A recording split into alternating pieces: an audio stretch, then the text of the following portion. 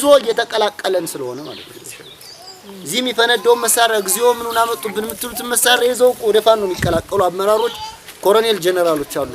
ይሄ ሌባ ሄደ አልሄደ ለኛ ጉዳያችን አይደለም እንደውም እዳ ቀለለን ህዝብ እፎ ያለ ሌባ ቢከወንልን ወደዛው በቃ ህዝብ በሰላም ሹፌር በሰላም ውሎ ገባ ተመስገን እኛ ገለነውም ከምንጓረድ ወንድሙን ገደለ ከምንባል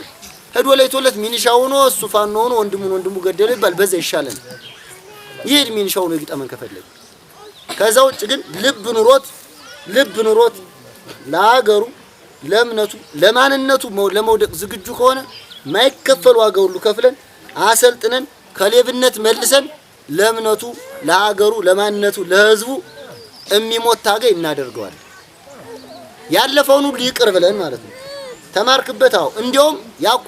ሌባ ከተመለሰ ከነገራችን ላይ ትልቅ አስተማሪ ነው የሚሆነው ሌባ በቃኝ ብሎ ማሩይ ብሎ ከተመለሰ በኋላ እንደሱ የሚያስተምር የለም ሌባ ለመያዝ የሚጠቅም ሌባ የነበረ ሰው ተምሮ ካምሮ ተጸጥቶ ከመጣ በየት በኩል እንደሚሰረቅ ስለሚያውቅ በሚሰረቅባት ፓርት በኩል ይሎ ሌባን ይይዛል ስለዚህ በዚህ ልክ መከሩልን ስለተገናኘን ደስ ብሎናል አጋጣሚ ነው የመጣን ተዘጋጅተንበት አይደለም የልባችን የብሶታችን ነው ግን የተናገርን ያለነው በጣም ስለመረረን ለስልሰን አይተን አልሆን ሲል መሻከር አስፈላጊ ስለሆነ ስትሻከር ደግሞ ህዝብ ገብቶት ነው መሻከር ያለብን ህዝብ ለምን ወስደው እርምጃ በደንብ ማወቅ ብሶታችን ችግራችን መረዳት ስላለበት ነው ይሄን ከተረዳችሁልን የሚመከሩ መከሩ ያው ካልመከራችሁ አትምከሩ ጉዳት ተመልሶ ከናንተ ሀዘኑ ተመልሶ ከናንተ ስለሚመጣ ማለት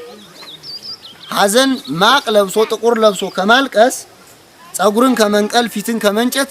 ያው የወለድሽው ልጅ ሲሞትብሽ ደስ አይልሽ ማለት እንዳይሞትብሽ ምከሪ ምግባሩ ሊገለው ስለሚችል የተሰማራበት ምግባር ሊገለው ስለሚችል ፋኖም አይደለም ያሎም አይደለም ሳምበዲም አይደለም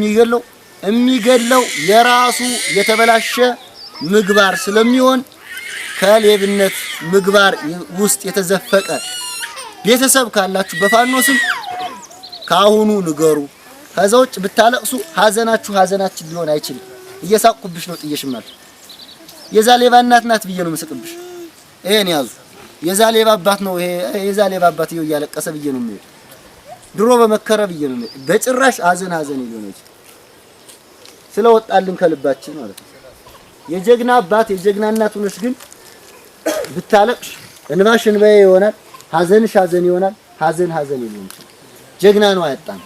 ሌባ ታጥቶ እሰይ ቀለለ ራሳችንም ስለምንገሉ ማለት ነው እናመሰግናለሁ ጨርሻለሁ ለአማራ ህዝብ ነው ያስረከበው ነገር ይሄንን ጀግንነቱን እንደያዘ ለአማራ ህዝብ ለማስረከብ